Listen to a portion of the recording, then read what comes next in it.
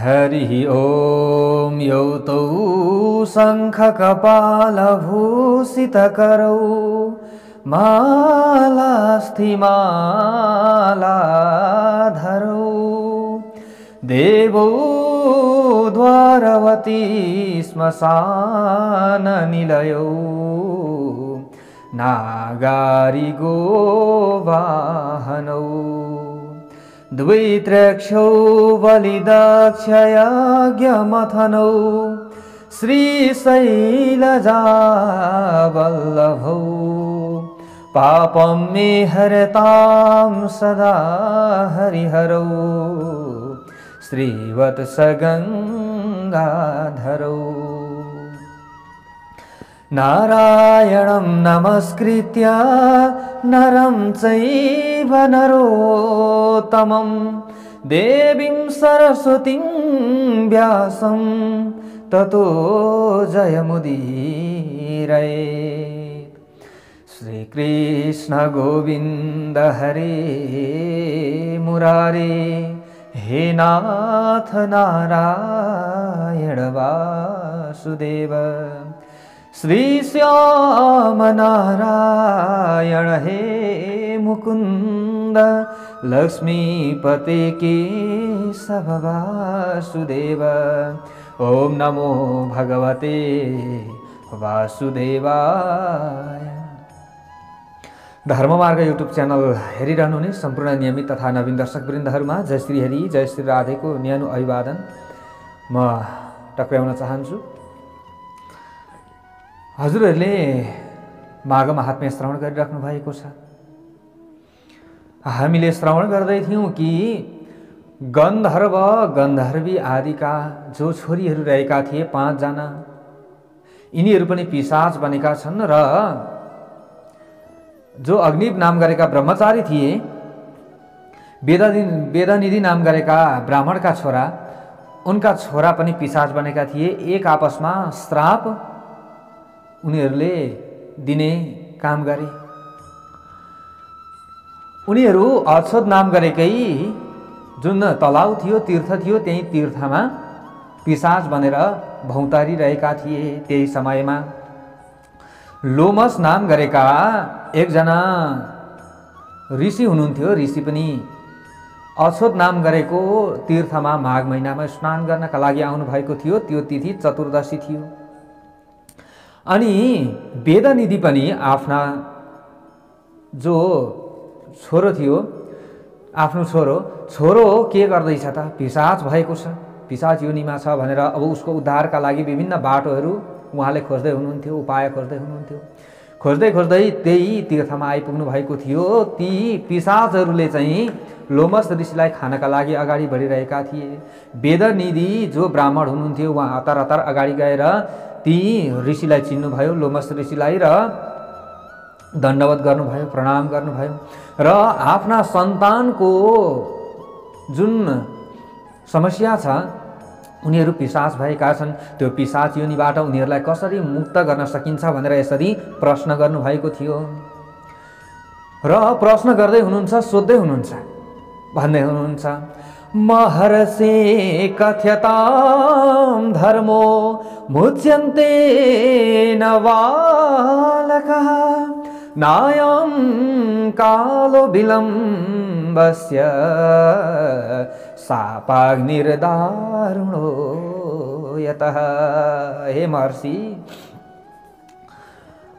त्यो धर्म हजुरले आज्ञा गर्नुहोस् जुन धर्म गर्नाले यी बालकहरू श्रापबाट मुक्त हुन सकुन्। यो श्राप रूपी भयंकर अग्निमा यिनीहरू डढिरहेका छन्। यिनीहरूको उद्धार के गर्दा हुन्छ? विलम्ब नगर्नुहोस्, समय छैन। हजुरले केही विधि छ, उपाय छ भने त्यो उपाय बताइदिनुहोस् न भनेर यसरी प्रार्थना गरेपछि लोमस ऋषिले अगाडि गएर भन्नुहुन्छ, मया सार्धं प्रकुर्वन्तु माघ स्नानं विधानतः शापान्मुच्यन्ति माघान्ते नान्यथा निष्कृतिर्भवेत्।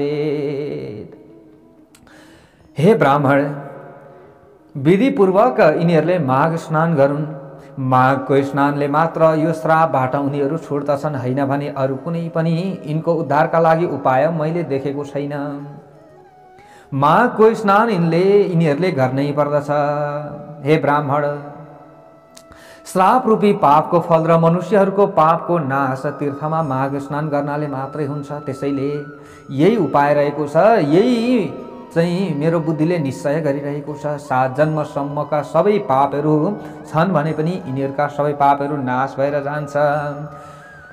त्यसैले पुण्य तीर्थमा माघ स्नान गर्नै पर्दछ, जहाँ नदीको सङ्गम रहेको हुन्छ। नदी, तीर्थ, तलाउ आदिमा गएर, अझ प्रयागमा गएर विशेष माघमा स्नान गर्नुको धेरै ठुलो महत्त्व बताइएको छ। हाम्रा विभिन्न ठाउँहरू रहेका छन्, सङ्गम स्थानहरू रहेका छन्। गण्डकी क्षेत्र भयो, गण्डकी नदी भयो, काली गण्डकी भनेर भन्ने गर्दछौँ। हामीले विशेष त देवघाटमा गएर भयो। हाम्रा विभिन्न नेपालमा विभिन्न तीर्थहरू रहेका छन् जुन गङ्गा बग्दछिन् कलकल, त्यहाँ गएर पनि हामीले स्नान गर्न सक्दछौँ। विशेष माघ महिनामा भगवानको हरिको स्मरण गर्दै स्नान गर्नुको धेरै ठुलो महत्त्व त बारम्बार बताइएको छ। यहाँ लोमस मुनिले पनि यही भन्दै हुनुहुन्छ, हे वेदनिधि नाम गरेका ब्राह्मण, यी जति पनि श्रापित भएका छन् तिम्रो छोरो अरू गन्धर्वका छोरीहरू, यिनीहरूको उद्धारको बाटो एउटै मात्रै रहेको छ। अब यो अछोत नाम गरेको तीर्थ रहेको छ यहीँनेरि, यसैमा माघ स्नान गरून् यिनीहरूले। त्यो समयमा अछोत नाम गरेको तीर्थ रहेछ। इन्द्रलोकमा बास दिनेवाला हुन्छ। यो तीर्थमा कसैले स्नान गर्दछ भने नर्मदामा गरिएको स्नानले पनि पाप नाश गर्दछ, यमुनामा गरिएको स्नानले पनि पाप नाश गर्दछ, विशेष सरस्वतीमा गरिएको स्नानले पनि पाप नाश गर्दछ। प्रयागमा गएर स्नान गरियो भने पनि त्यो पनि धेरै ठुलो पुण्यदायी हुन्छ हाम्रा लागि। त्यसैले जसले यस्ता महत्त्वपूर्ण ठाउँहरूमा, तीर्थहरूमा, नदीहरूमा गएर स्नान गर्दछ माघ महिनामा भने उनीहरूले बारम्बार माताको गर्भमा आएर बास बस्नु पर्दैन, सम्पूर्ण पाप राशिहरूलाई सखाप पारिदिन्छ। त्यसैले सरयू, गण्डकी नदीमा, सिन्धु, चन्द्रभागा, कौशिकी, गोदावरी, भीमा, पयोष्णी, कृष्णवेणिका, कावेरी, तुङ्गभद्रा अरू यस्तै विभिन्न नदीहरूमा गएर जसले स्नान गर्दछ भने उनीहरूका सारा पापहरू नाश अवश्य पनि भएर जान्छ। नैमिषारण्यमा माघ स्नान गर्नुको धेरै ठुलो महत्त्व बताइएको छ, त्यहाँ पनि गएर स्नान गर्न सकिन्छ। यसरी उहाँले भन्दै हुनुहुन्छ, मकर राशिमा सूर्य रहँदा, सूर्य एक महिनामा एक राशिमा रहन्छ। सूर्य ग्रह भनौँ, सूर्य अथवा देवता भनौँ, सूर्य देवता एक राशिमा एक महिना रहनुहुन्छ। त्यसैले माघ महिनामा मकर राशिमा सूर्यको भ्रमण रहेको हुन्छ। त्यसैले माघ महिनामा मकर राशिमा सूर्य भएको महिनामा हामीले स्नान गर्नुको धेरै ठुलो महत्त्व बताइयो। र विशेषतः म तिमीलाई एउटा महत्त्वपूर्ण इतिहास बताउँदैछु, अरू लामो छोटो कुरा गरेर केही फाइदा छैन। त्यसैले केवल नुहाउनाले मात्रै पनि जुन प्रयागले राजसूय यज्ञ, अश्वमेध यज्ञको भन्दा अधिकाधिक फल दिन्छ, पुण्य दिन्छ, जो सहजै पाप काटिएर जान्छ, निश्चय नै सम्पूर्ण पापहरू लोप गरिदिन्छ। त्यस्तो प्रयागको सेवा, त्यस्तो नदीको सेवा कसले नगर्ने, सबैले गर्नुपर्दछ। जसले चाहिँ गङ्गा मानिरहेका छन्, सङ्गम स्थान छ जहाँ, त्यहाँ गएर हामीले स्नान गर्न सक्दछौँ। विशेष हामीले यहाँनिर यही बताइएको छ, हे ब्राह्मण, तपाईँलाई म एउटा इतिहास बताउँदैछु, ध्यानपूर्वक श्रवण गर्नुहोस् है त। अवन्ती विषय राजा वीरसेनो भवत् पुरा नर्मदा तीरमागत्य राजसूयं चकार सः। प्राचीन समयमा अवन्ती नगरीमा वीरसेन नाम गरेका एकजना राजा थिए। उनले नर्मदा नदीको तीरमा गएर ठुला ठुला राजसूय यज्ञहरू उनले गरेका थिए र जहिले गर्दथे। सुनका थलोले शोभिएका, सुनैले आभूषण गरिएका, सुनैको युप मौलाले खिचिएका 16वटा अश्वमेध यज्ञ त उनले विधिपूर्वक गरेका थिए। उनले दान त कति गरे, त्यसमा यसको त गणनै गर्न सकिँदैन। प्रशस्त गाईदानहरू गरे। महत्त्वपूर्ण समयमा माघ महिनामा, वैशाख महिनामा, कार्तिक महिना भए, विभिन्न जुन राम्रो राम्रो दिनहरू आउँथ्यो, एकादशी तिथिहरू भए, यस्ता महत्त्वपूर्ण दिनहरूमा जुन दिनले चाहिँ थोरै पुण्य गरियो भने पनि त्यसको पुण्यलाई अधिकाधिक बढाइदिन्छ। त्यस्ता महत्त्वपूर्ण दिनमा यिनले धेरै यज्ञहरू गरेका थिए। तर अर्को एउटा कुरा रहेको छ, त्यसै नगरीमा एकजना भद्रक नाम गरेका पटमूर्ख कुलहीन ब्राह्मण थिए। ब्राह्मणो भद्रको नाम मूर्खो हीन कुलस्तथा कृषि बलो दुराचार सर्वधर्म बहिष्कृत। सबै धर्मबाट बहिष्कृत भएका यी ब्राह्मण थिए। ब्राह्मणको धर्म वेद पढ्नु, वेद पढाउनु अथवा सत्सङ्गमा लाग्नु, धर्म गर्नु, भगवानको पूजाआजा गर्नु, आफ्नो संस्कार र संस्कृतिको सुरक्षा गर्नु, जगेर्ना गर्नु सबैको धर्म हो। त्यसमा पनि ब्राह्मणले अवश्य पनि वेद पढ्नै पर्दछ, वेदका कुराहरू उसले जान्नै पर्दछ। यदि त्योबाट च्युत हुन्छ भने ऊ धर्मबाट बहिष्कार भयो। त्यसैले त्यस्ता पटमूर्ख एकजना कुलहीन ब्राह्मण थिए। हे ब्राह्मण, हे श्रेष्ठ ब्राह्मण, तिनको काम के थियो? खेती गर्ने थियो। खेती किसानी गर्थे उनले। उनी एकदमै धन भएर पनि दरिद्र स्वभावका थिए। त्यसैले गर्दा सबैले छिछि दूर उनलाई गर्न लागे। त्यसै कारणले गर्दा उनी पनि विरक्त थिए। एक समयमा त उनले खेती गरेको ठाउँमा पनि उब्जाउ भएन। उब्जाउ नभइसकेपछि अब यिनी भौतारिँदै जाने क्रममा उनी प्रयागमा पुगे। प्रयागमा पुगेपछि त्यहाँनिर त धेरैले स्नान गरेको उनले देखे। धेरैले स्नान गरिरहेका छन्, आइरहेका छन्, स्नान गरिरहेका छन्। उनले पनि यसो विचार गरे, ननुहाएको पनि धेरै समय भइसकेछ। अब खेती किसानी गर्ने मान्छे धर्मबाट च्युत पनि थिए। उनले सोचेछन् म स्नान गर्नु पर्यो यहाँ भनेर पहिलो दिन स्नान गरे। प्रयागमा गएर नि, माघ महिना रहेछ, जुन महत्त्वपूर्ण महिना, जुन यो हाम्रो चलिरहेको छ, यस्तै स्नान गरे। पहिलो दिन स्नान गरिसकेपछि भोलिपल्टदेखि त आफै स्नान गर्न मन लागेछ। ल हेर्नुहोस् है, पहिलो दिन स्नान गरे, सबैले स्नान गरेको देखेर चित्त निर्मल भयो। खराब सोचहरू मात्रै आउँथ्यो, राम्रो सोचहरू आउन थाल्यो। शरीर पनि चङ्गा भयो जस्तो हुन्छ, जाँगर चल्छ, जोस चल्छ। भोलिपल्ट पनि स्नान गरे। गर्दै उनले 3 दिन कम्तीमा स्नान गरेछन्। अब त्यहाँनिर भगवानका भजनहरू गाइरहेका थिए, व्यक्तिहरूले नाचिरहेका थिए। स्नान गरिसकेर भगवानको नामहरू बजिरहेको, सबैले गाएको उनले सुनिरहेका थिए।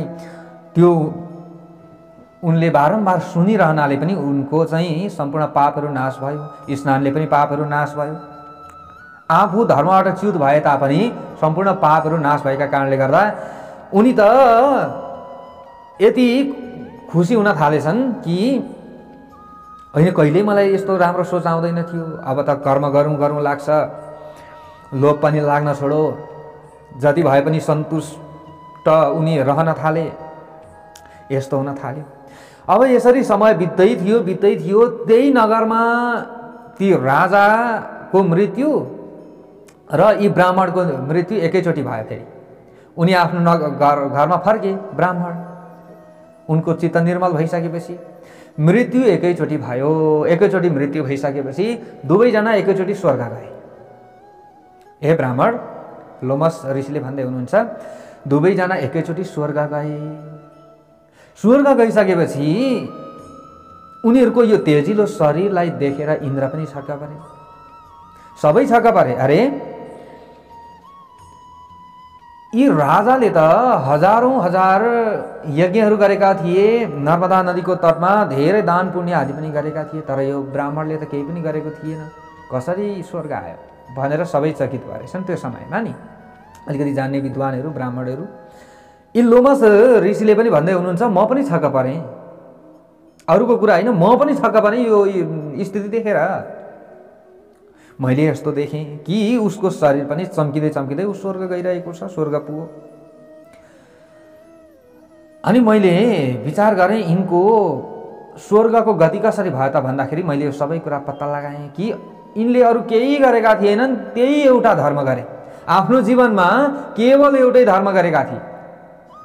तर त्यो 3 दिनको स्नान पनि उनले भगवानको नाम स्मरण गर्दै गरे। सबैले जपिरहेका थिए नि, त्यो उनले पनि सुने। हेर्नुहोस् है, पहिलो दिन त गरेनन्, दोस्रो तेस्रो दिन त उनले गरे मजाले नि। त्यसै कारणले गर्दा मैले सोचेँ कि ओहो ती राजाले कति दुःख गरे, तर यी ब्राह्मणले 3 दिनको स्नानले स्वर्ग प्राप्ति गरे। यस्तो महत्त्वपूर्ण महिना हो माघ महिना हे ब्राह्मण। त्यसैले अरू धेरै व्यर्थका कुरा गरेर समय बिताउनु पर्ने मैले काम देखेको छुइनँ।